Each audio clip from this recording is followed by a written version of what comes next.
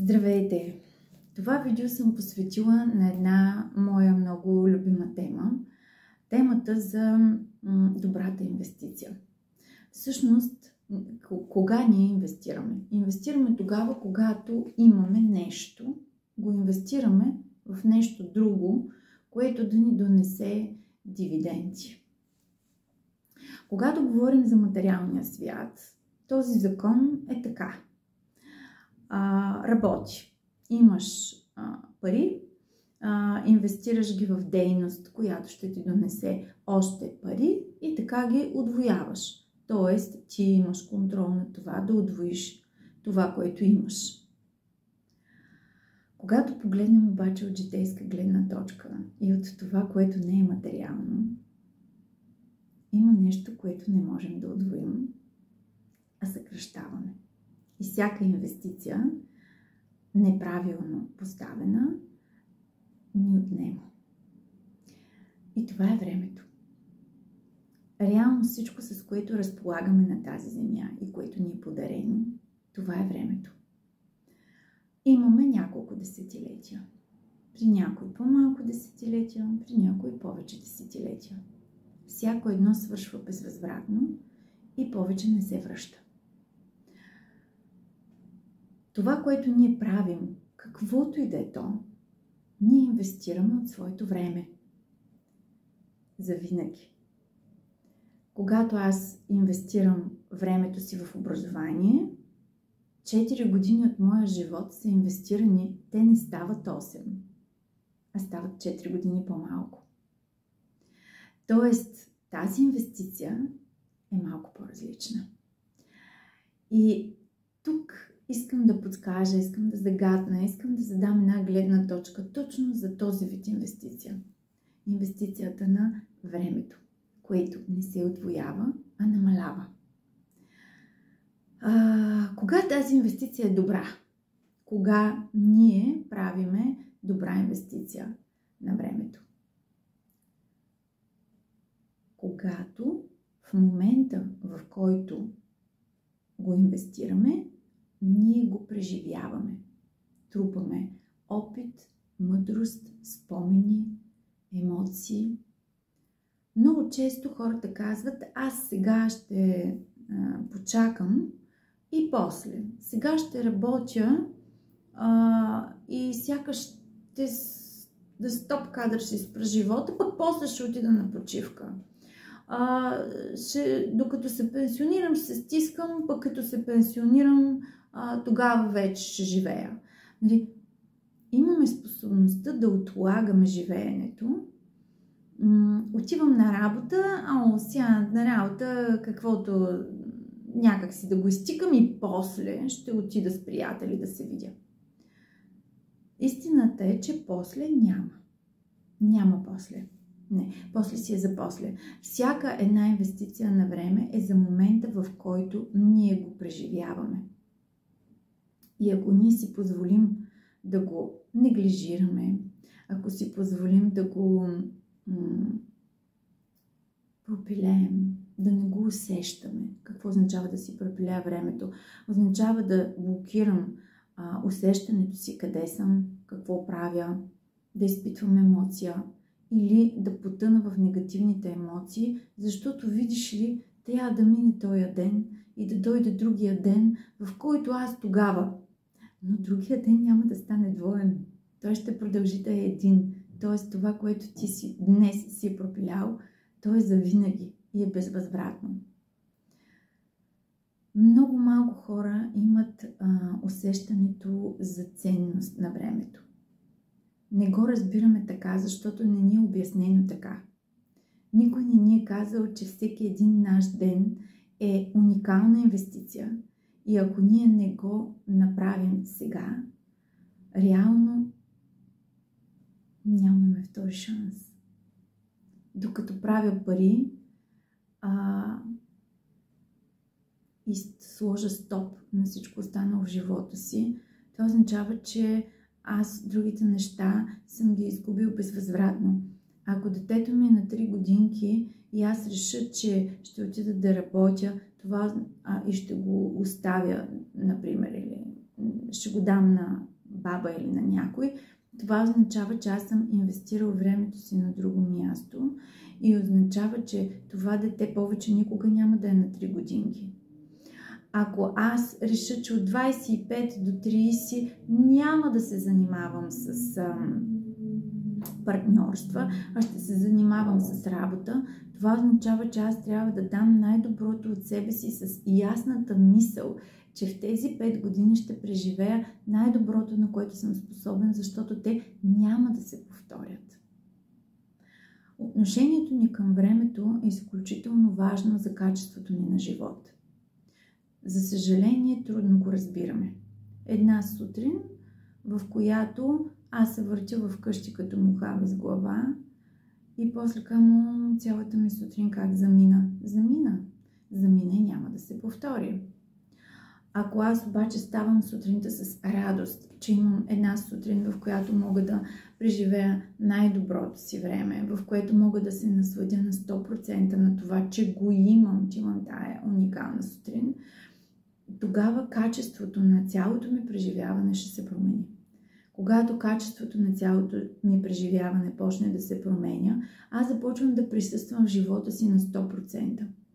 Започвам да бъда. Да, аз не мога да бъда на 5 места едновременно, но мога да приоритизирам живота си така, че всяко място, на което се намирам, да е най-точното и да го преживея с пълния капацитет на моето чувстване, с благодарността, с удовлетворението, с радостта, с всичко онова, което ме кара да се чувствам жив.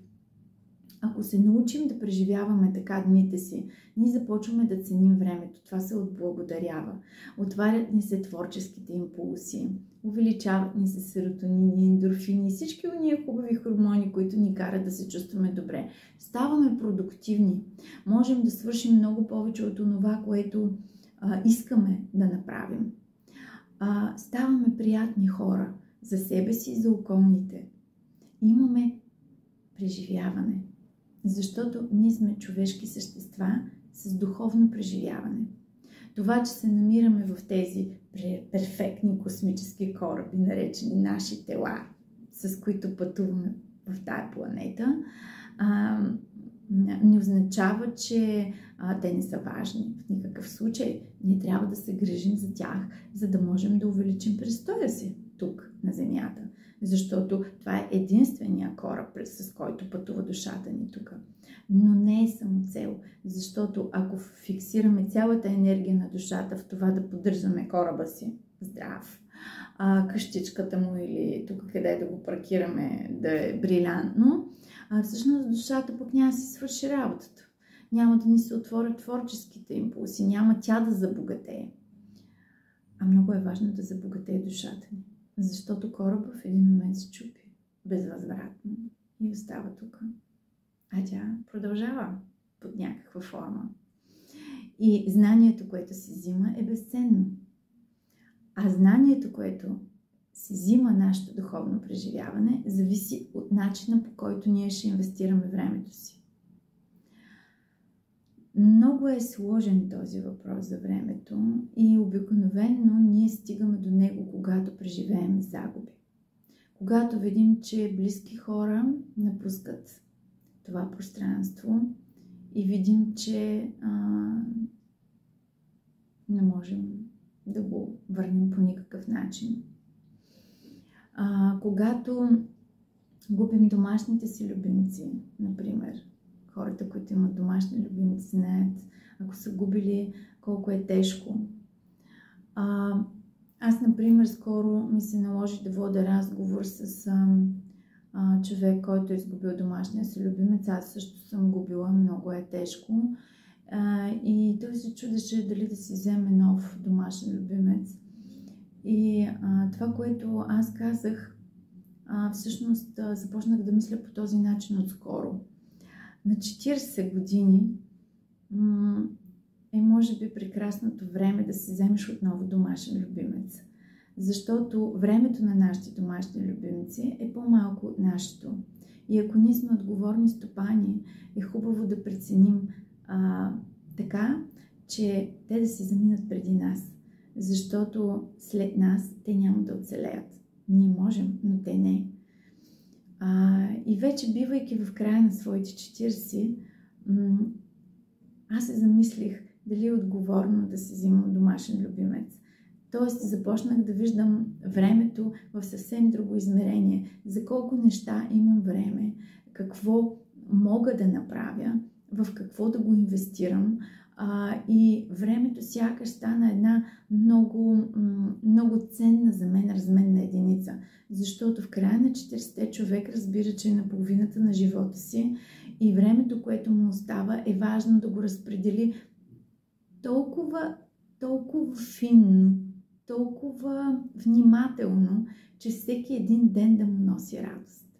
Няма време за нещастие, няма време за грешни сделки, няма време за излишно хвърляне на пари и инвестиции в материални, недвижими придобивки, които аз може и да не ползвам. И тук идва момента. С какво е ценно нашето време? Да, до средата, до към 40-45 години е важно наистина да помислим за това къде ще подредим душата си, космическия си кораб, нали, тялото си, да му е комфортно, да му е хубаво, да е здраво, да му е приятно, нали, в това, в което ще го подредим.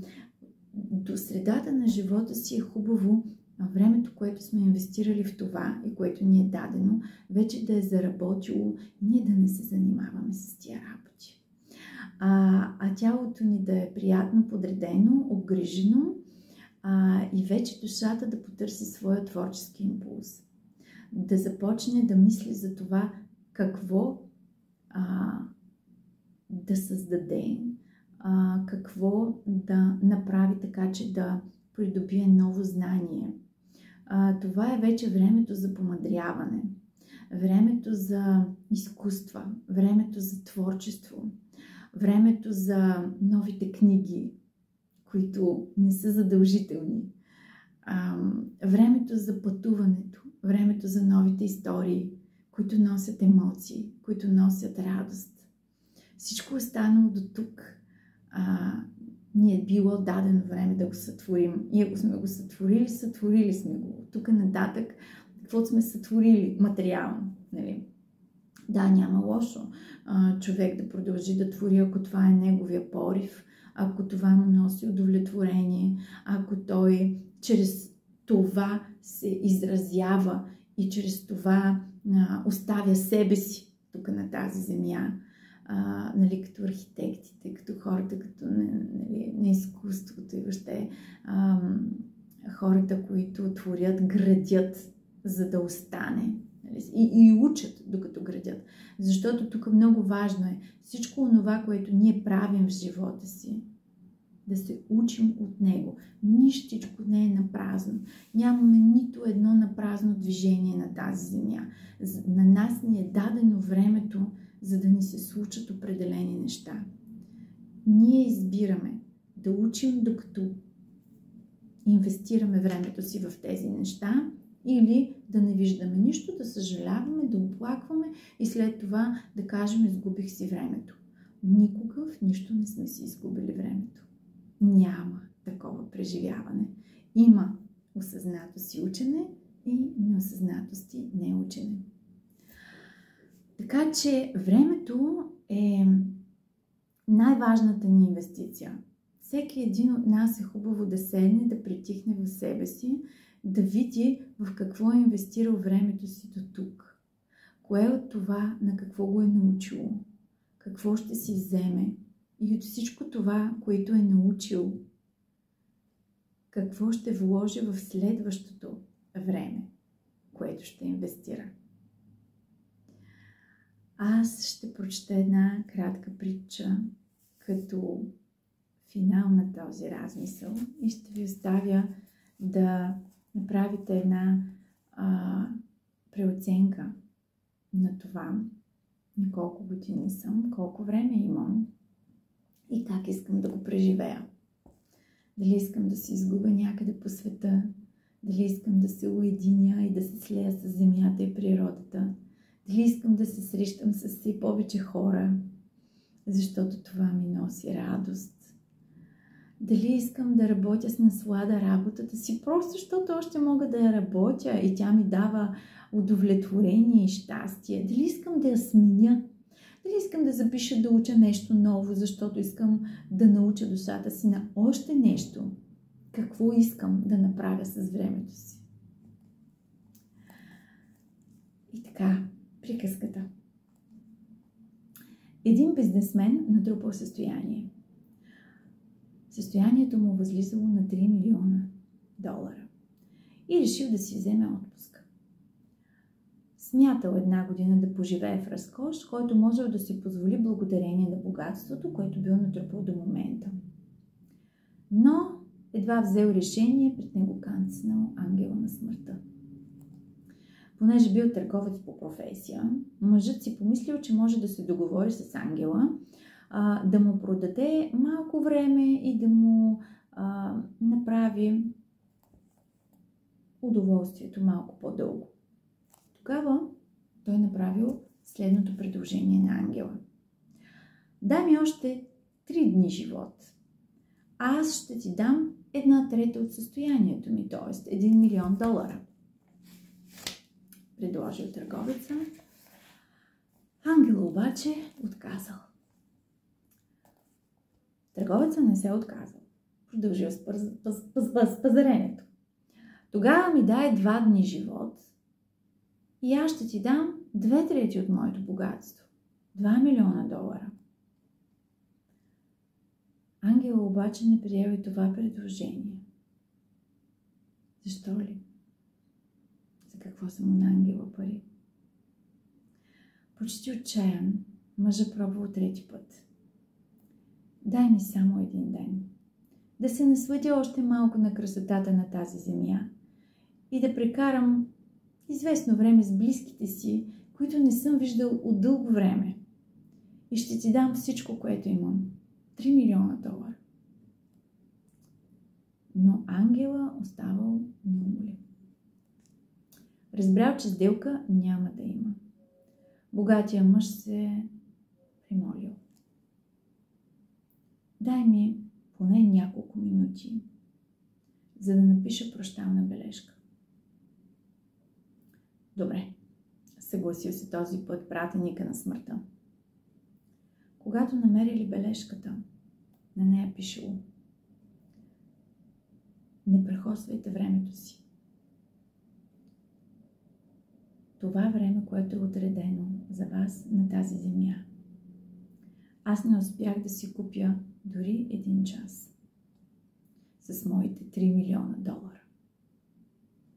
Проверявайте, вслушвайки се в сърцето си, дали това, с което отнемате от времето си за живот, има истинска стойност за вас. Мъдростта идва при всеки на време, за да може той да преоцени стойността си на тази земя и на собствения си живот. Надявам се това видео и тази приказка да са дошли при вас в правилния момент и да са ви замислили, да са ви накарали да направите преоценка и може би да са отворили нови идеи за вас. Желая ви много време, което да преживеете с удоволствие.